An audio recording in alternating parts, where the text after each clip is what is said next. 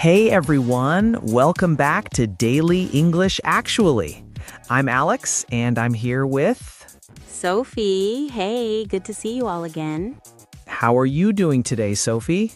Oh, I'm doing good. Actually, a little tired though.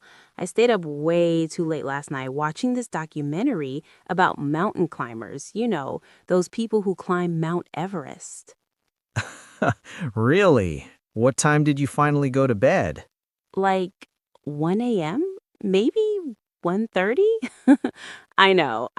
Terrible idea on a Monday night. Oh no. But was it at least interesting? Oh my gosh, so interesting. But also, it was kind of scary. These people are climbing in such dangerous conditions. Actually, that's perfect because... Because today we're talking about fear, about overcoming fear. Exactly. See, sometimes things just work out. So, for our listeners today, we're going to talk about how to discuss fear and overcoming challenges in English.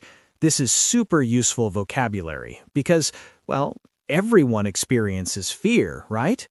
Absolutely. And we'll teach you some really practical phrases you can use in real conversations. Okay, so Sophie, let me ask you, what are you afraid of? Like, what's something that really scares you? Well, honestly, heights. I'm terrified of heights. Oh, terrified. That's a great word. Sophie, can you explain what terrified means? Sure. So, terrified means extremely scared. Like, more than just scared, it's when you're really, really afraid of something. For example, I'm terrified of standing on tall buildings and looking down. Right. So you could say, I'm scared of heights, or I'm terrified of heights, and terrified is much stronger. Exactly. Here in New Hampshire, we went to Mount Washington once. That's a really tall mountain, and I could barely look over the edge. My hands were shaking. Oh no. Were you with friends? Yeah, and they were all laughing at me. But you know what? I actually did face my fear that day. Oh, face your fear. That's our second really useful phrase. When you face your fear, what does that mean, Sophie? It means you confront it. You don't run away from what scares you. Instead, you deal with it directly. You try to overcome it. Perfect example. So Sophie faced her fear of heights by going to Mount Washington. Well, I wouldn't say I overcame it completely, but I tried. What about you, Alex? What are you afraid of? Oh gosh, I'd say public speaking. Yeah, definitely public speaking. Really? But you're so good at teaching. You talk to students all the time. That's different. When I'm teaching, it feels natural. But when I have to give a formal presentation in front of a lot of people, my heart starts racing, I get sweaty palms, and I feel like I can't breathe properly. Wow, sweaty palms. I like that expression. So when you're nervous, your hands actually get wet? Yeah, it's so embarrassing. It's a physical reaction to fear or nervousness. Like, when you're really anxious about something? Oh, totally. Actually, anxious is another good word we should explain. What's the difference between scared and anxious? Good question. Scared is usually about something specific that's happening right now, right? Like, I'm scared of that dog, or I'm scared of heights. Mm-hmm. But anxious is more like worry about the future.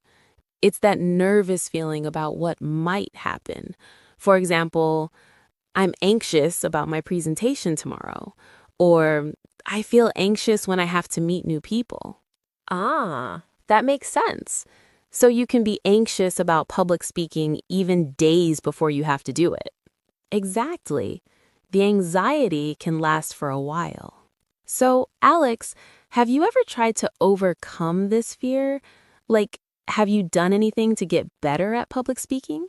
Actually, yes. Last year, I joined a group here in New Hampshire. It's called Toastmasters. It's a club where people practice public speaking together. Oh, I've heard of that. How was it? Honestly, the first time was horrible. I was so nervous.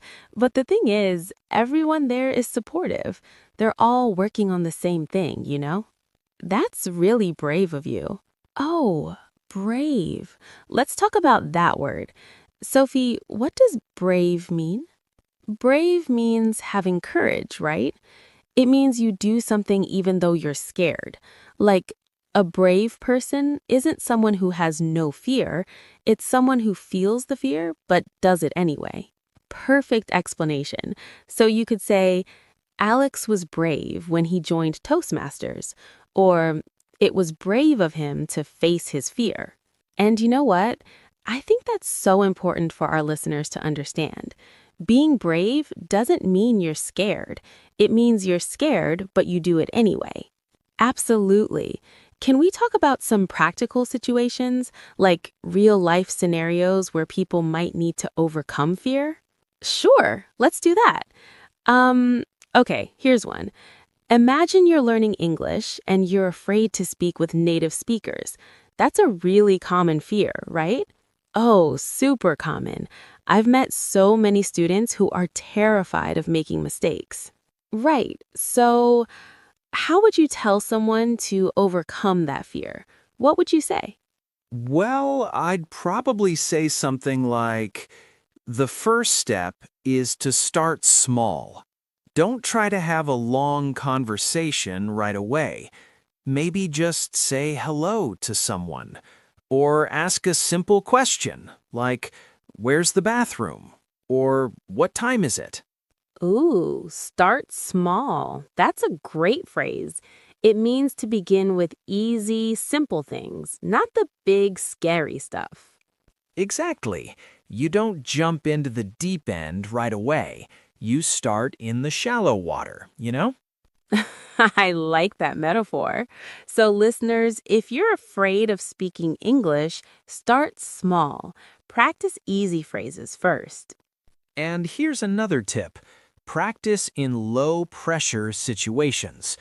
Low pressure means situations where it doesn't really matter if you make a mistake. Right, like ordering coffee at a cafe or talking to a friendly cashier at the grocery store. Exactly. Those are low-pressure situations, because if you mess up, it's not a big deal. Nobody's going to judge you. Let me give another example. What about someone who's afraid of job interviews? That's a big one. Oh, yeah, definitely. Job interviews can be really nerve-wracking.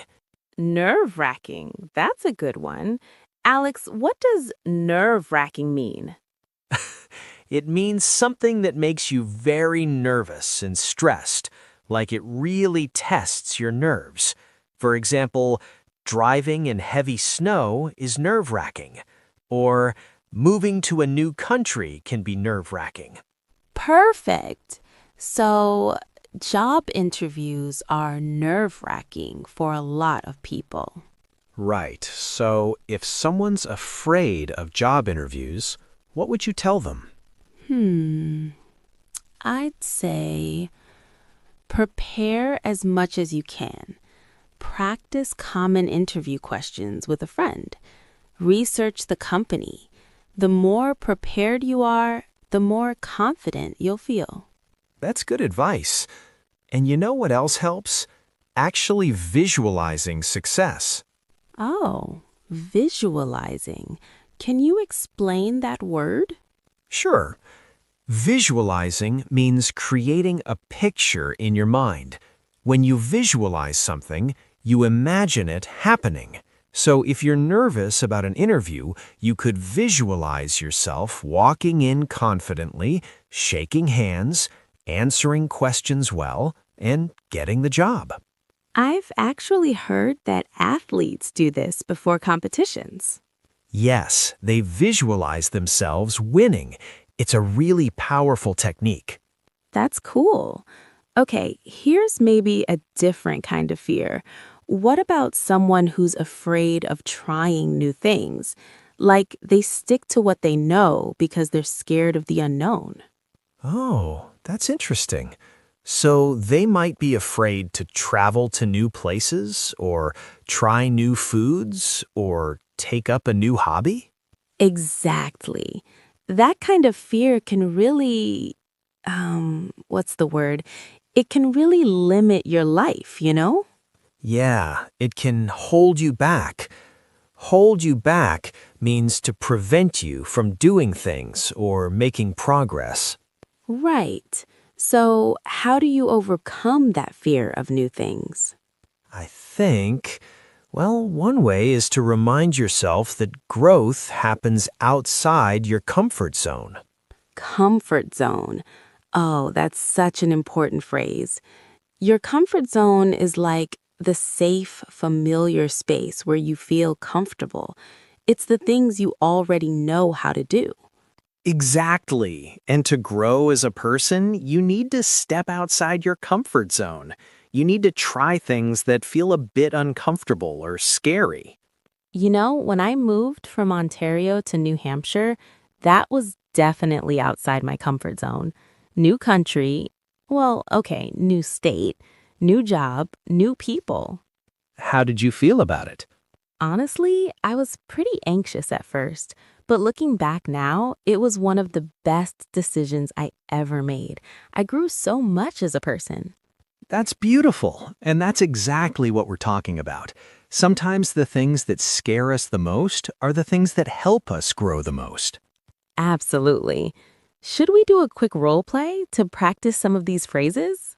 Great idea. Okay, so let's imagine you're a student who's afraid to speak English with native speakers. I'll be your friend giving you advice. Ready? Ready. Okay, go.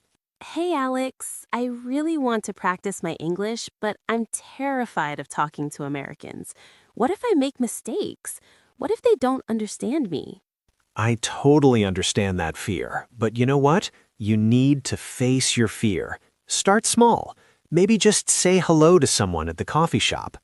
But I get so anxious. My hands get all sweaty and I forget all my English. That's totally normal. Everyone feels nervous when they step outside their comfort zone. But here's the thing. Native speakers are usually very patient and happy to help. It's a low-pressure situation. Really? You think so? Absolutely. And the more you practice, the less nerve-wracking it becomes. You just have to be brave and try. Okay, that was good. See? Those phrases sound really natural in conversation. Yeah, and actually, I think we've covered a lot of useful vocabulary today. Should we do a quick review? Sure, let's go through some of the key words we talked about. Okay, first one, terrified. Alex, remind us, what does that mean? Terrified means extremely scared. More than just scared, really, really afraid. I'm terrified of spiders. Good. Next, anxious. Anxious means worried or nervous, especially about the future. I feel anxious about my exam tomorrow. Perfect. How about face your fear? Face your fear means to confront what scares you instead of avoiding it. I decided to face my fear of public speaking. Nice. And brave? Brave means having courage, doing something even though you're scared. It was brave of you to try something new. Great. We also had nerve-wracking. Nerve-wracking means something that makes you very nervous and stressed. The driving test was really nerve-wracking. And don't forget, comfort zone. Right, your comfort zone is the safe, familiar space where you feel comfortable. Learning a new language pushes you outside your comfort zone. And finally, start small. Start small means to begin with easy, simple things. If you want to overcome your fear, start small and build up gradually. Excellent. Those are all really useful phrases for talking about fear and challenges. You know, Sophie, I think one more thing we should mention is that it's okay to be afraid. Oh, absolutely. Fear is a natural human emotion. Everyone experiences it. Right. The important thing is not to let fear control your life. You can acknowledge your fear. You can say, yes, I'm scared, but still take action anyway. That's such an important message. And for our listeners who are learning English, I just want to say, don't be afraid to make mistakes. That's how you learn. Exactly. Every mistake is a learning opportunity. You know, when I first moved here to New Hampshire from Canada, I was so worried about my Canadian accent. I thought people wouldn't understand me. Really? Your accent is totally fine. Well, thanks. But at first, I was really self-conscious about it. I was afraid people would judge me. And did anyone actually judge you? No, not at all. Everyone was super friendly. It was all in my head, you know? That's so common. Often our fears are bigger in our imagination than they are in reality. Exactly. And that's another good lesson for our listeners. Sometimes the thing you're afraid of isn't as scary as you think it is. The anticipation is often worse than the actual experience. Yes. Anticipation. That's a good word. It means the feeling of waiting for something to happen, especially when you're excited or nervous about it. Right, like the anticipation before a big presentation can be worse than the presentation itself. Perfect example. Well, I think we've covered a lot today. We talked about different types of fear, ways to overcome fear, and lots of useful vocabulary. Yeah, this was a great episode. So, listeners, here's your homework. Homework. Okay, not really homework, but here's a challenge. Think about one fear you have. It could be a fear of speaking English, or a fear of trying something new, or anything else. And then, this week, try to face that fear in a small way. Remember, start small. Exactly. Step outside your comfort zone, even just a little bit. And be brave. You can do it. We believe in you. All right, everyone. Thanks so much for listening to Daily English Actually. If you enjoyed this episode, please share it with your friends who are learning English. And don't forget to subscribe to Daily English Actually so you never miss an episode. Yes, and we'd love to hear from you. Leave a comment and tell us, what's one fear you're working on overcoming? We read all your comments, and it really helps us know what topics you want to learn about. All right, we'll see you next time. Bye, everyone. Bye.